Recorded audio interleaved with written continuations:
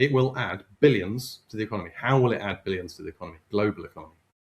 How will it do hospital that? bills, Right? and insurance claims, Uh-huh. and loss of time at work from Yeah. the people, from the productive people.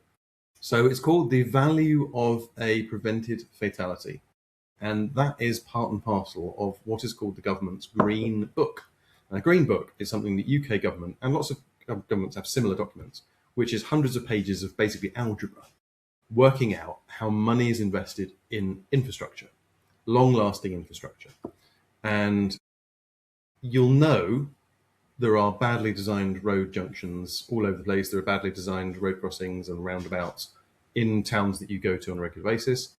But there is no money to improve those things until somebody is killed. Because, or seriously, or multiple people are seriously injured. Because immediately you have that, you have evidence that something potentially caused by the bad design of that environment has contributed towards a loss to the taxman or woman. And that is called the value of a fatality prevented. Because if the infrastructure contributes towards a fatality, then that means there is a monetary value of somebody that has stopped being part of the economy. And that monetary value is defined specifically by the Department for Transport as, I believe it's about £1.8 million for a fatality. For a serious injury, it's 1/10 of that. For a non-serious injury, it's again 1/10 of that again. Then, if I may suggest politely, you could potentially benefit from this by selling it to the government and getting the government to implement it rather than giving it away for free. Does the government pay for apps? They're all free.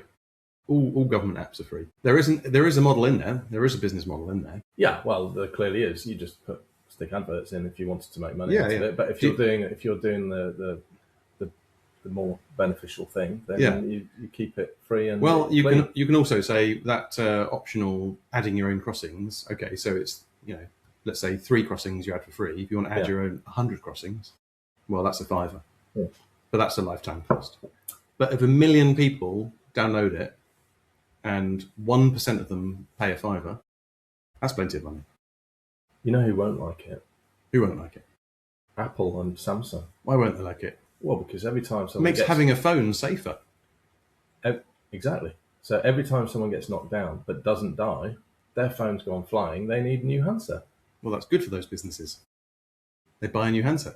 Insurance companies they're not getting hit anymore, are they? I was talking about under the old scenario before your app, when people would still get hit and their phone would get broken and they'd need a new one. But they'd still need a new one.